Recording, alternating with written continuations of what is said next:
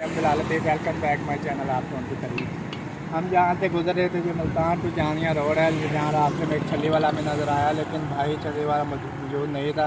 तो हमने सोचा हम खुद छली बना लें। छली बनाने के लिए कभी कढ़ाई की ज़रूरत होती है, ये आपके सामने मौजूद है।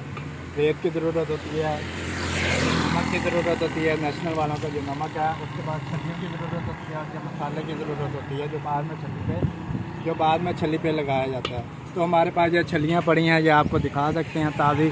इसमें से हमने ये छलियाँ निकाल ली हैं। ये हम छलियाँ भूनने लगे हैं आपके सामने। हम आपको भून के दिखाएंगे ये कैसे इसकी बुनाई होगी। तो ये एक छली है, ये हमने इस कढ़ाई में डाल दी है, और इसको हमने सिर्फ ऐसे ऐसे हिलाना है। 5 से 10 मिनट में ये छली हमारी तैयार हो जाएगी।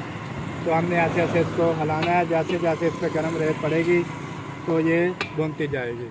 ये आपके सामने तैयार हो रही है छली भी। तो नाज़रीन, ये छली हमारी तैयार हो चुकी है। ये इसका निकालना है। ये तकरीबन 5 मिनट लगे हैं नाज़रीन इससे तैयार होते हुए। ये हमने छली बिल्कुल तैयार कर ली है। ये आपके सामने ये देख लीजिए। अब इसका रंग बिल्कुल पक्का हो जाए तो ये छली बिल्कुल तैयार हो जाएगी। तो ये छली हमने निकाल लिया। फिर हम मसाला लगाना है भाई, इस पर मसाला लगाना है, नहीं लगाना, चलो ठीक है, सही है। हम इसको मसाला, हमारी छली तैयार हो चुकी है। ये आपके सामने हम दिखा सकते हैं कि भाई आप मसाला लगाना है भाई, इस पर लगा दें।